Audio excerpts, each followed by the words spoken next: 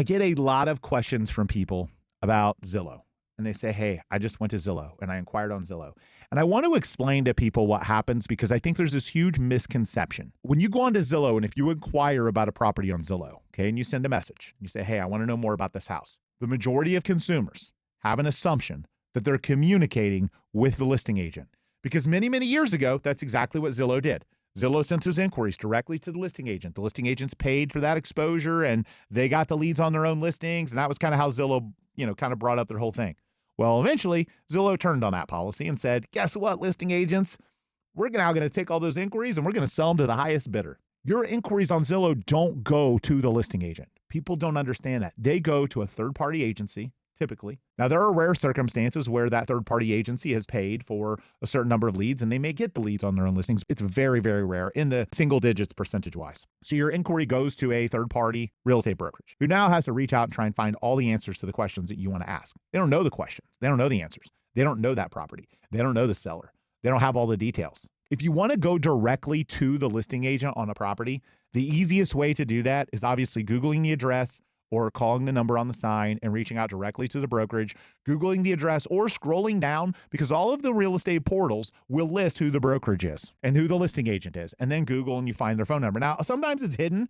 It's hidden in like very fine print. They don't make it easy for you to find it. They're checking off a legal box of disclosure and they make it really hard to find it. But if you want to go directly to the listing agent of a property, that is the way to do it. You're not going to do it going through most of the portals, the Zillows, the Realtor.coms. They're going to send you to a third-party agent that doesn't know that property, that's going to attempt to represent you as a buyer. And again, that's not to say that that can't be effective or that that may not be the right thing for certain people, but consumers are misled. They're misinformed. They don't understand it. They think just because for years and years and years, that's the way it was. And then a few years ago, it changed.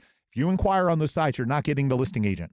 You're not getting the brokerage that has the listing. You're getting the highest paid bidder for that inquiry. You're getting sent to the highest paid bidder that's willing to pay for those leads, that's going to incur a cost to try and help you get information about that house and may not understand it. So simply put, if you want to deal directly with the listing agent, the easy way to do it on those portals is you can click down somewhere in the bottom and you can find a listing courtesy of whatever the brokerage name and listing agent is.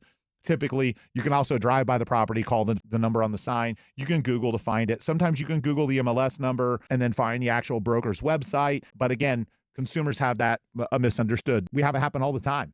Like they'll call us and say like, well, I inquired on Zillow and then I found out they were smart enough to figure it out. But there are some people that aren't. So I want to explain that. Again, nothing wrong with it. Proper business. I could go all day long about why I don't believe NAR did the right thing in that deal, but it is the way that it is today. So consumers a lot of times have a misunderstanding about that. So one last tip that I want to tell people, if you're a self-employed or business owner borrower, so you're thinking about buying a home and you're self-employed, you own businesses, you have wealth, you have assets. If you're getting a mortgage, please start the process sooner than you think. Especially if you're dealing with tax stuff, especially if you write off a lot. Just had somebody not long ago that, high income earner, great wealth, and ran into a bunch of hoops to jump through to qualify for a mortgage that they probably could have gotten their CPAs and other people involved with sooner by starting the process a little sooner. They wanted to close on a house. They wanted to make it happen fast. And it became, really ugly and problematic. And the deal almost fell apart all because the buyer didn't start the process a little earlier. I think they thought, well, I make all this money, but your taxes don't necessarily show that. So start the process a little earlier. You may have to finagle and maneuver some things, but Citywide does have an excellent no-doc program for high net worth individuals. If you're someone who earns a lot of income, has a great credit, has assets, even if you write off a lot, again, go to citywidetampa.com. Melissa can help you with that. It is a great program for people that are self-employed. We had a client very recently close in Cold Breath in South Tampa. They barely looked at anything. So if you like that convenience, if you are in that status, definitely a way to start the process sooner rather than later. And again, I've done a bunch of those. We just did one recently. And it can be kind of a pain-free way to do it, but not always available. Depends on your asset and worth situation. But the best way to find out about that and more is, again, at citywidetampa.com. And last tip of the day, home buyers, drive by the property you're thinking about buying during non-weekend out, during the time that you're going to commute. Just had somebody recently, I've talked about this on the show before. They bought a house, like, oh, the commute time is 19 minutes to work because they drove it on a Saturday morning. And then Monday morning comes and it's an hour and 11 minutes, and they don't want to live there anymore. Save yourself the time, energy, hassle, and trouble. Save yourself the double expense of buying a home that you're going to want to sell because you can't deal with the commute. Drive the property, run the commute during rush hour, during the times that you're going to be driving it. So hopefully that's helpful.